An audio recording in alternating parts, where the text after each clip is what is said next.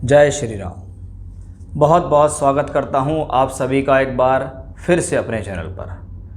आज का विषय बहुत ज़्यादा रोचक है।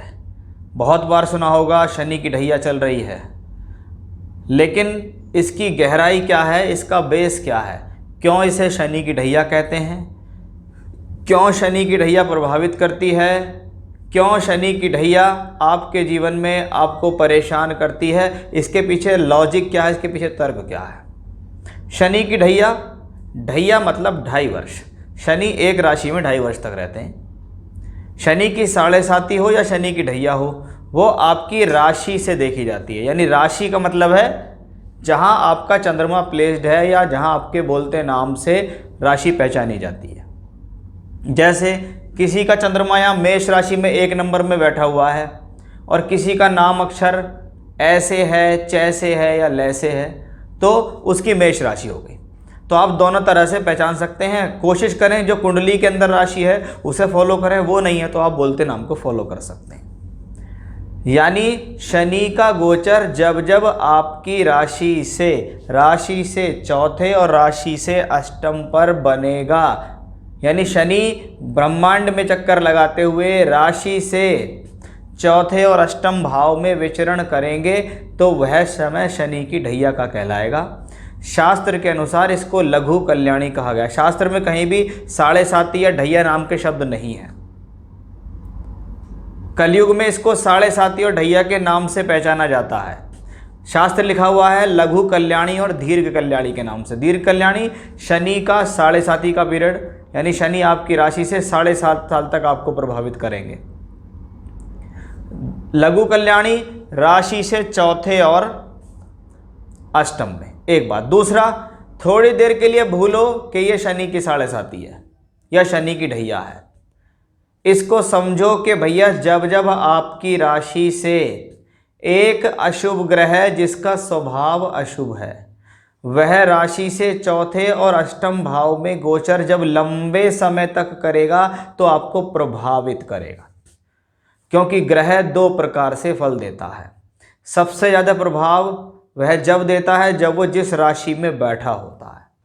उससे थोड़ा कम प्रभाव जहाँ वो दृष्टि देता है वहाँ देता है। लेकिन शनि देव के लिए तो उनकी दृष्टि श्रापित दृष्टि है। स्वयं शनिदेव की पत्नी के द्वारा यह श्राप दिया गया था कि आप जिस स्थान पर दृष्टि डालेंगे वह स्थान कुपित हो जाएगा या आपकी दृष्टि शुभ नहीं होगी।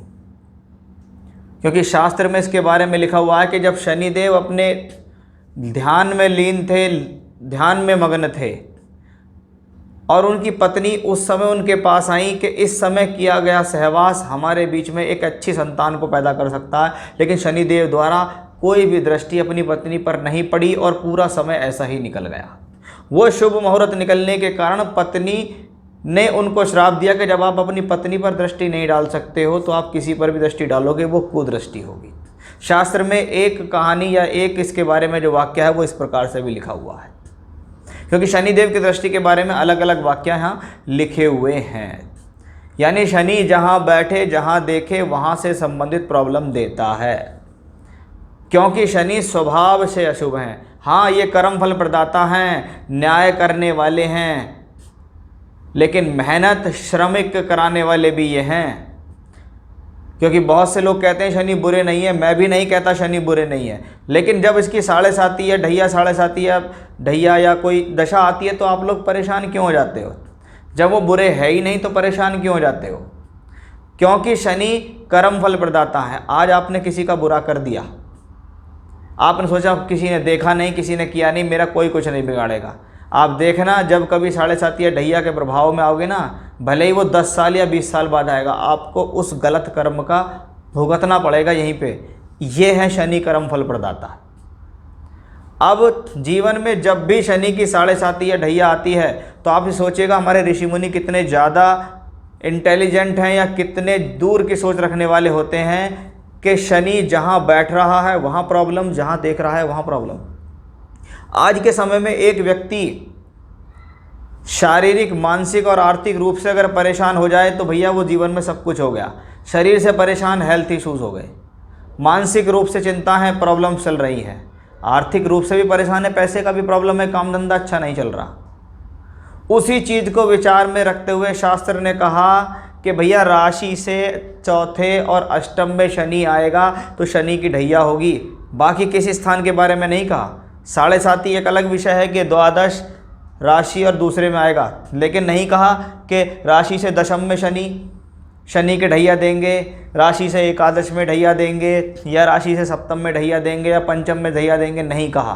क्यों कहा शनि की ढैया? तो अब आप इसको समझिएगा कि राशि से चौथे घर में शनि जैसा अशुभ ग्रह अगर हो तो चौथा घर आपके मन, परिवार, सुख शांति के लिए देखा जाता है।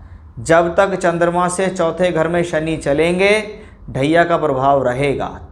आपके मन के अंदर अशांति होगी, परिवार के अंदर कलह होगा, मन दुखी रहेगा, मन में विचलितपन रहेगा,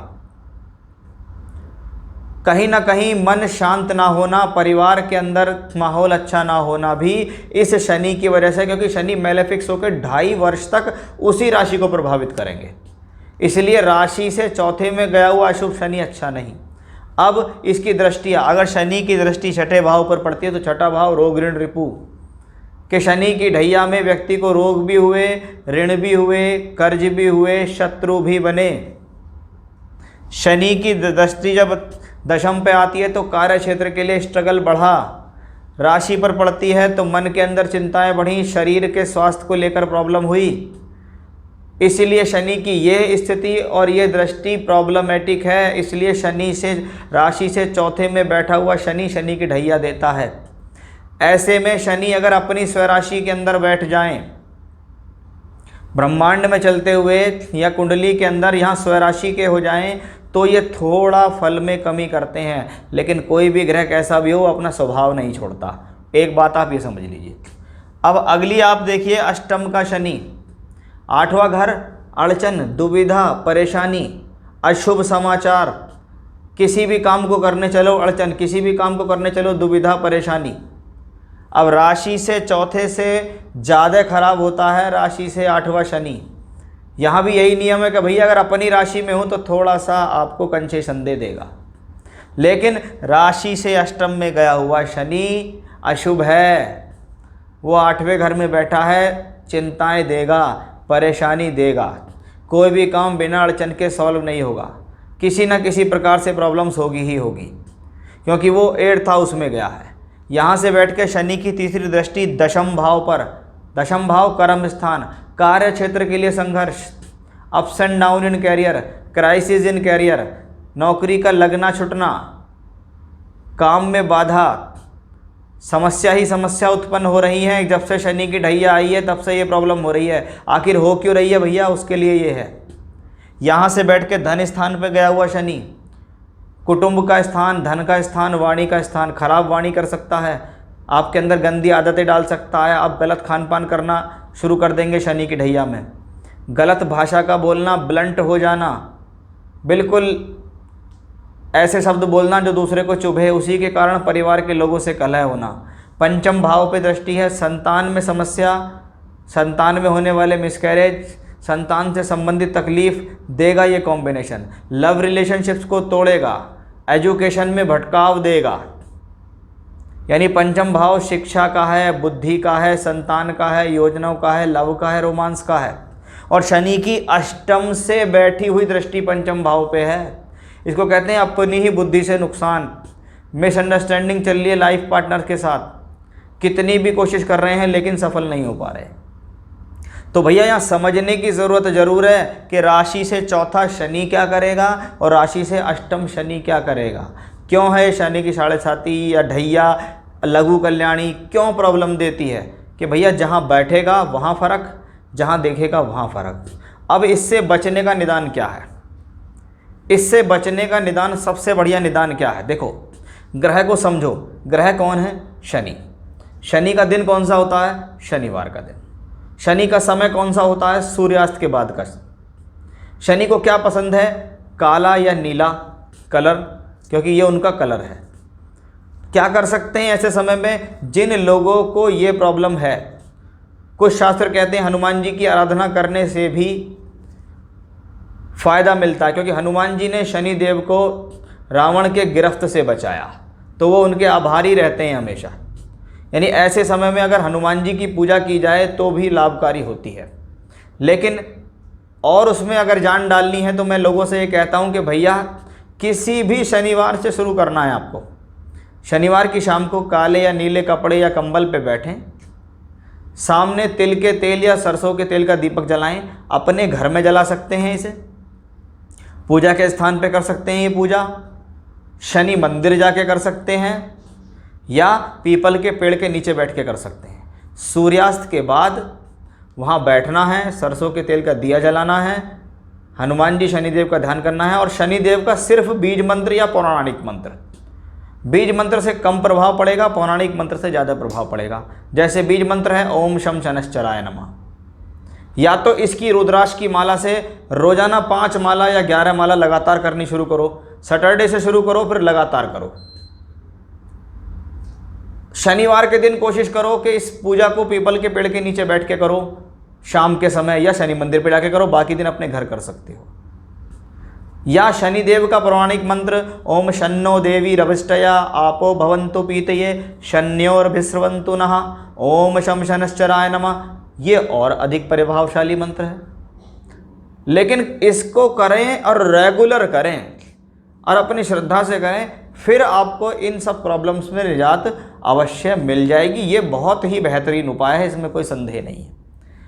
लेकिन शनि की ढैया क्या है, कब लगती है, किसको लगती है, 2.5 वर्ष तक चलती है, क्यों है शनि की ढैया, अन्य भावों पर बैठकर क्यों नहीं है, वो अगर समझोगे तो ज़्यादा समझ में आएगा। इसलिए इसमें इधर उधर भटकने से बढ़िया है कि भैया पूजा पाठ करो। हाँ, कुंडली दिखा सकते हो, क्या पता कुंडली के अंदर दशा बहुत खराब ही चल रही हो, जिसके कारण आप लगातार डाउन फेस में जाए जा रहे हो, तो अपनी ऐसे समय में कुंडली जरूर दिखाएं। सिर्फ 7.5 या ढैया को ही दोष दे के ना ख़त्म कर दे, भैया इसी की वजह से हो रहा मेरे जीवन में, जब से जीवन में 7.5 या ढैया लगी है तब से मेरा डाउनफॉल ही है। भैया एक बार कुंडली भी जाके दिखा लो। हो सकता है आपकी कुंडली में प्रॉब्लम्स चल रही हो ज़्यादा, सिर्फ ढैया या 7.5 की वजह से नहीं होता, क्योंकि ये तो गोचर है, ये तो 30% रिजल्ट देता है, बाकी 70% आपकी कुंडली में फल और दशा को परिणाम देते हैं। तो यहाँ मैंने आपको समझाने का प्रयास किया है कि शनि की ढैया के बारे में क्या क्या होता है। फिर से कोई ना कोई ऐसी ही रोचक जानकारी आपके लिए लेकर आऊँगा। तब तक के लिए बने रहिएगा मेरे साथ। जय श्री राम।